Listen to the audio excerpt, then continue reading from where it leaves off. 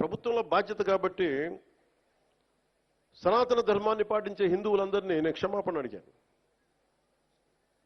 అంటే ఇది ప్రతి ఒక్కరూ బాధ్యత నిర్వర్తించాలి. కేవలం నాయకులకి ఓట్లేస్తే సరిపోదు. ప్రతి ఒక్క ప్రజాప్రతినిధి కానీ, అధికారి కానీ, ఉద్యోగి కానీ ఎవరి బాధ్యతలు వాళ్ళు నిర్వర్తించాలి. లేకపోతే మటుకు ఇలాంటి దుర్ఘటనలే వస్తాయి, అభివృద్ధి ముందుకెళ్తుంది.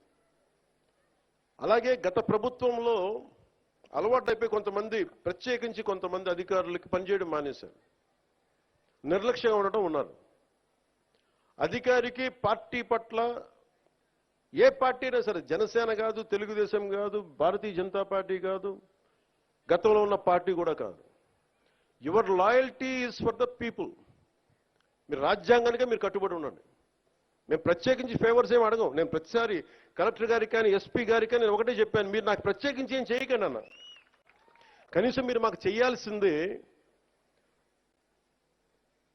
న్యాయం అందరికీ జరిగేలా చూడండి అని చెప్పాను. మా వాళ్ళు శిక్షిస్తే, తప్పు చేస్తే మాకు కూడా బాధ్యత ఏర్పడని చెప్పాను. ఎందుకంటే నేనే స్వయంగా అసెంబ్లీలో నేనే చెప్పాను, తప్పు చేస్తే నన్ను కూడా శిక్షించమని.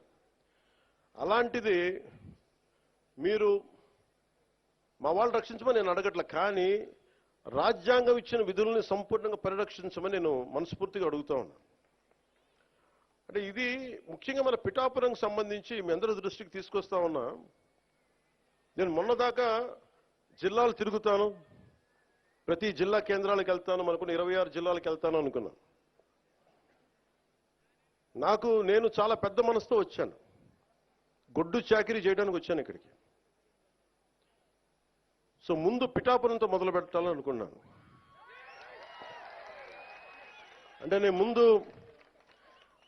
నాకు ఉద్దానంతో ప్రారంభించాం కాబట్టి శ్రీకాకుళంకి వెళ్దామా, లేదంటే భయంతో ఉండే, ఎంతసేపు భయం గుప్పిట్లో ఉండే కొన్ని రాయలసీమ జిల్లాలకు వెళ్దామా, ఇట్లా అన్ని ఆలోచిస్తాను. ఒకటే అనిపించింది, ముందు ఇంటిని శుభ్రపరచుకున్న తర్వాత బయటికి వెళ్ళనిపించింది.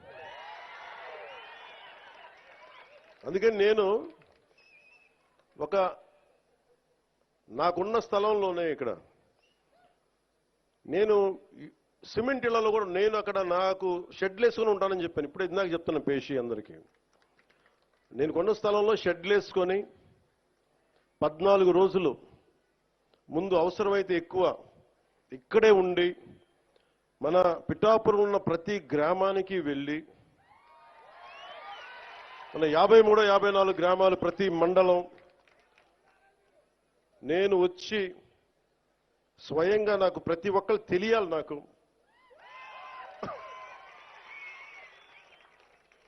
అందుకని నాకు అదే కావాలి, మన ఇద్దరు కూడా. రోగి అదే కోరుకున్నాడు, వైద్యుడు అదే ఇచ్చాడండి. అలా మీకు అదే కావాలి, నాకు అదే కావాలి. మనందరం కలిసి మన పిఠాపురాన్ని మొత్తం ఒక జాతీయ స్థాయిలో దీని పేరు తీసుకొద్దాం. మనసు పెడితే ఏముండదు. మీరు ఇంత బలంగా నిలబడ్డారు. సో ఏంటి ఎత్తుకుతున్నానంటే ఫోన్లో, అలా కాదు, నాకు పిఠాపురం నుంచి చాలా కంప్లైంట్స్ వచ్చినాయి. అది చదువుదామని పెడతాను. అది అంటే కలెక్టర్ గారు ఇక్కడే ఉన్నారు, పోలీసు ఉన్నతాధికారులు ఇక్కడే ఉన్నారు కాబట్టి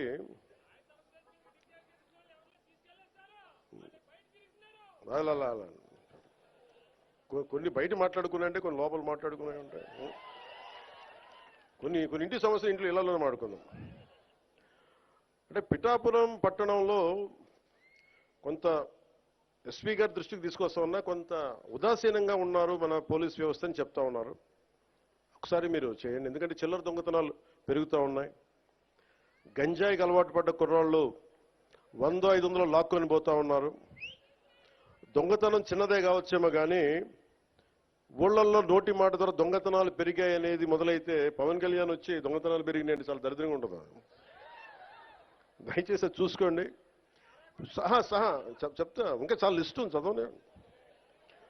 పిఠాపురం పట్టణంలో రథాలపేట, ఇందిరానగర్, అగ్రహారం ప్రాంతాల్లో గంజాయి వాడకం పెరిగినది ఉంది. అవునమ్మా? అలాగే తుని నుంచి వచ్చేవాళ్ళు ఇక్కడ కుర్రోళ్ళకి గంజాయి సప్లయర్స్గా మారుస్తున్నారని ఇది ఉంది దృష్టి. అలాగే మొన్న ఎస్సీ బాయ్స్ హాస్టల్లోకి వెళ్ళి కొంతమంది పిల్లల్ని కొట్టి 10-25 రూపాయలు లాక్కొని హాస్టల్లో వాళ్ళని డబ్బులు తీసుకున్నారని చెప్పారు. అదే రోజు మళ్ళీ పోలీస్ కంప్లైంట్ చేస్తే పిల్లల్ని తిరిగి కొట్టారని ఉంది నా దృష్టికి. అలాగే ఈ నెల 2వ తేదీన దారి కాచి ఒక వ్యక్తిని కత్తితోటి బెదిరించి ఒక బంగారు గొలుసు జేబులో లాక్కొని వెళ్ళిపోయారు. పిఠాపురం పట్టణంలో ఉన్న RRBHR ప్రభుత్వ జూనియర్ కాలేజ్ దగ్గర ఈవ్టీజింగ్ పెరిగిపోయింది. బైక్స్ మీద రౌండ్స్ కొడుతూ అమ్మాయిల్ని ఇబ్బంది పెడుతూ వేధిస్తున్నారు.